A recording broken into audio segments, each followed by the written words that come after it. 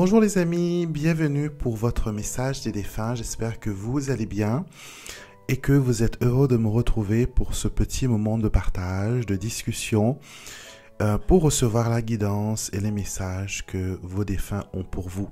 Merci beaucoup pour tous ceux qui m'envoient plein de messages, qui sont là chaque fois au rendez-vous. Je tiens à vous remercier car c'est très important.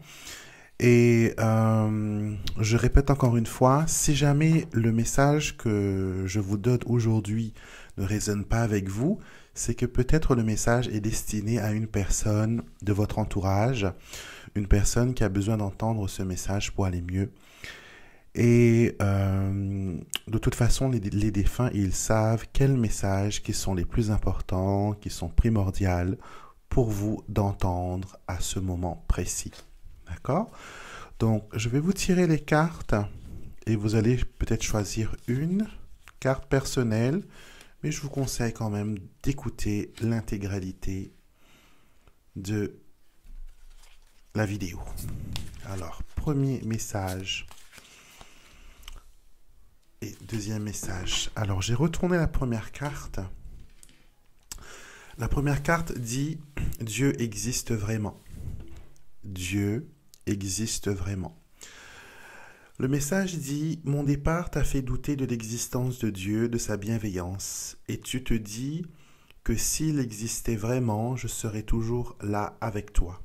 C'est grâce à lui qu'aujourd'hui, je peux te faire parvenir ce message d'amour et te dire que je vais bien. » Alors, peu importe le nom que vous utilisez pour appeler cette force de l'univers qui est créatrice, qui est bienveillante, que vous l'appelez Dieu, que vous l'appelez univers, que vous l'appelez le grand esprit, que vous l'appelez Bouddha, que vous l'appelez Vishnu, peu importe le nom que vous avez choisi de l'appeler, cette force créatrice et bienveillante est une force qui s'assure que tout est en équilibre, qu'il y a un début et qu'il y a une fin à toute chose, à tout cycle qui existe.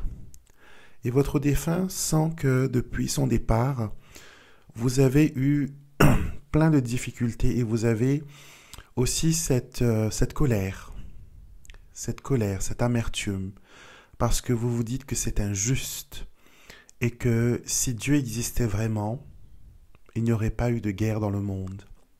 Si Dieu existait vraiment, il n'y aurait pas eu de famine.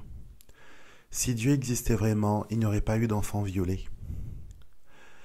Il faut comprendre que Dieu nous a fait un cadeau extraordinaire qui s'appelle le libre arbitre. Ce qui veut dire qu'on est libre de nos actions, on est libre de nos décisions. D'accord? C'est quelque chose qui est positif, mais en même temps quelque chose qui peut être un peu compliqué. Car par rapport à notre libre arbitre, nous pouvons faire de bons choix et nous pouvons aussi en faire de très mauvaises. Et comme on fait un tout, dans l'univers, on est tous liés par quelque chose ou un autre. Ce que je décide aujourd'hui, ce que je fais aujourd'hui aura une influence sur mon prochain. Et par exemple, les enfants qui meurent de famine, qui meurent de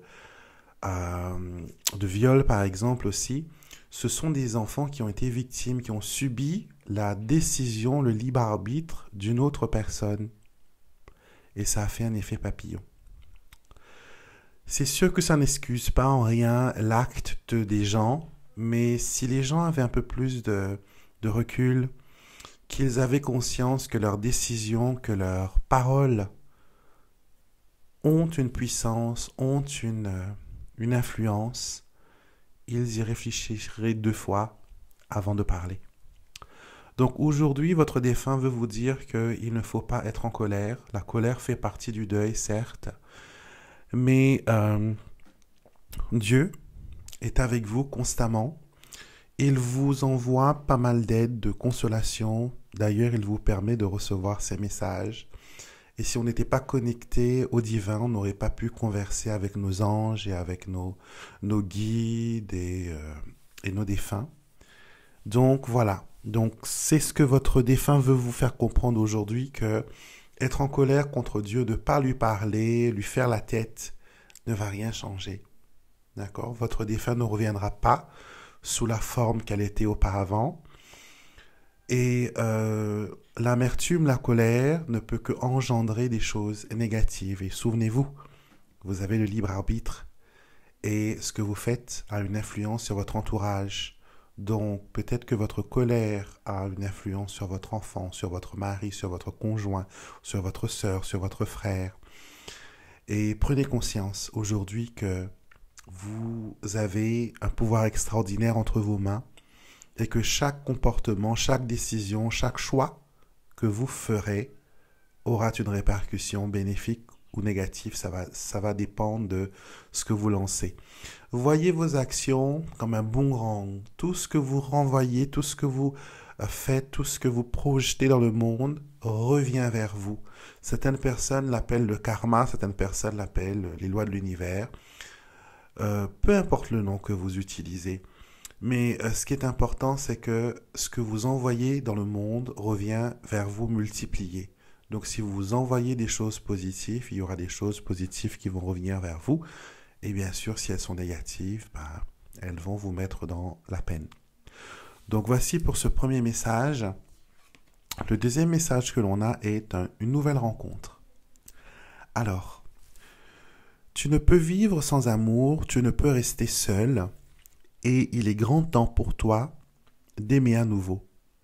Rencontrer quelqu'un d'autre ne veut pas dire que tu me remplaces ou que tu m'oublies. Tu as ma permission, vas-y. Donc, ce message s'adresse particulièrement à une personne qui vient de perdre un conjoint. Je pense que ça fait quelques mois déjà, parce que si le conjoint dit que c'est le moment pour vous de refaire votre vie, c'est qu'il y a eu assez de temps réglementaire, on va dire, pour ce que les gens pensent, que quand on a perdu quelqu'un, un époux et tout ça, il faut attendre au moins 6 mois, 1 an, on ne peut pas tout de suite se remettre avec quelqu'un, c'est mal vu, etc., etc. Mais là, c'est votre défunt qui vous dit, écoute, vas-y, écoute, il est temps maintenant pour toi de retrouver une épaule qui pourra te soutenir, un cœur qui battra pour toi, une personne qui aura une pensée positive et bienveillante tous les matins en se réveillant. Il est temps pour toi de rencontrer une personne qui puisse t'apporter de l'amour, même si ce n'est pas le même amour que moi je t'ai donné, même si c'est quelque chose de différent, mais il faut qu'il y ait quelqu'un à tes côtés. Tu ne peux pas rester seul. L'être humain n'est pas fait pour rester seul. Ne prends pas en prétexte ton handicap, ne prends pas en prétexte ta maladie, ne prends pas en prétexte tes enfants. Sois courageux, sois courageuse. Lève-toi et laisse venir à toi l'amour. Et j'ai l'impression que c'est votre défunt lui-même qui va vous envoyer quelqu'un. Parce qu'il sait que vous êtes tellement dans le chagrin que vous avez besoin. Peut-être que ce ne sera pas une personne qui viendra comme une âme sœur ou comme un compagnon ou un amoureux. Ça peut être une personne qui arrive comme un ami, comme un ange gardien bienveillant qui vient vous prendre sous son épaule. Donc sachez que si quelqu'un vous a côtoyé ces temps-ci et que cette personne a voulu être insistant, a voulu, vous avez envie de vous avoir en relation, sachez que ce sont vos défunts qui vous envoient cette personne et qui vous dit qu'il est temps pour toi maintenant de refaire ta vie. Il est temps pour toi maintenant de ressentir des émotions pour quelqu'un d'autre. Tu ne me remplaces pas, tu ne m'oublies pas, notre amour va perdurer éternellement. Tout simplement, ce que tu as besoin, c'est d'avoir cette personne qui puisse te comprendre, cette personne qui puisse t'accompagner, cette personne qui puisse te rendre la joie de vivre. Et tu le mérites. J'ai l'impression que vous avez beaucoup aidé votre défunt parce que ce sont des mots de réconfort mais aussi de reconnaissance. Et peut-être que vous avez sacrifié votre vie de famille ou votre vie de couple ou voilà. Donc ils veulent que vous repartiez de nouveau en avant et que vous fassiez les choses qu'il faut faire. Donc voilà mes amis, je vous laisse. J'espère que ce message résonne avec vous. Encore une fois, si ce n'est pas le cas, peut-être que c'est destiné à une autre personne. Donc faites le messager des défunts. Donc moi je vous retrouverai bien sûr avec beaucoup de plaisir chaque lundi pour les messages angéliques, tous les mercredis pour le message des défunts. Le jeudi et le vendredi, je poste sur ma chaîne YouTube des petites pensées des anges, les murmures des anges, les messages de l'univers. Donc, assurez-vous d'être abonné à la chaîne pour pouvoir bénéficier de ces petits messages supplémentaires, ces petits soutiens. Le samedi, vous me retrouverez pour Alexandre vous tire les cartes. C'est la rubrique où je choisis une question que je vois souvent en consultation, sinon vous-même vous me proposez et on fait un tirage dessus. Et le dimanche, bien sûr, pour l'astro-guidance et les énergies de la semaine. Je vous souhaite une bonne semaine et prenez soin de vous. N'oubliez pas, vos défunts vous envoient des signes. Ils sont qu'à une pensée de vous et il ne tient qu'à vous de remarquer les signes. Comme le petit poussé, suivez les petites miettes de pain que vos défunts répandent sur le chemin, vers le chemin de la guérison, vers le chemin de la libération, pour que vous soyez heureux. Vos défunts veulent que vous soyez heureux et c'est le plus important. Bonne journée à tous et je vous dis à bientôt pour une prochaine vidéo.